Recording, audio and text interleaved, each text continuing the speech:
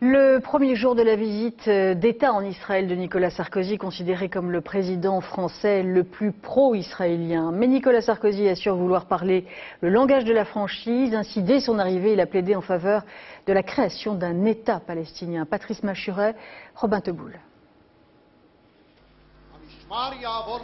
Carla Sarkozy est habillée en clair. Son mari et la délégation française sont en sombre. Pourtant, ce soir, sous le soleil de Tel Aviv, les relations entre les deux pays semblent au beau fixe. À en croire Shimon Peres, le président israélien, qui fait sa déclaration. Chers amis, nous accueillons aujourd'hui un grand dirigeant français qui est aussi un ami intime d'Israël. La réponse de l'intéressé est immédiate. Vous le savez, je ne m'en suis jamais caché. Je suis depuis toujours un ami d'Israël. Mais l'amitié a ses droits et ses devoirs.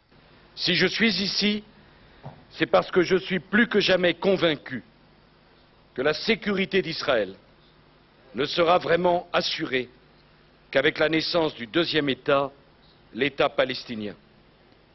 Nicolas Sarkozy, volontariste en Terre Sainte, il croit à un accord possible entre Israéliens et Palestiniens. Bientôt président de l'Union européenne, il veut œuvrer pour la paix. Dans les rues de Jérusalem, certains y croient, d'autres pas. Nicolas Sarkozy est très bien perçu en Israël parce qu'en réalité, il essaye de faire la paix entre les Palestiniens et les Israéliens. Je ne pense pas que Sarkozy puisse faire quelque chose pour notre futur. Aucun président. Même Bush. Non, seulement les Israéliens et les Palestiniens, s'ils parlent ensemble. Nicolas Sarkozy souhaite ménager les deux camps. Demain, il reste à Jérusalem pour un discours attendu au Parlement, la Knesset, mais n'ira pas sur les lieux saints de la vieille ville.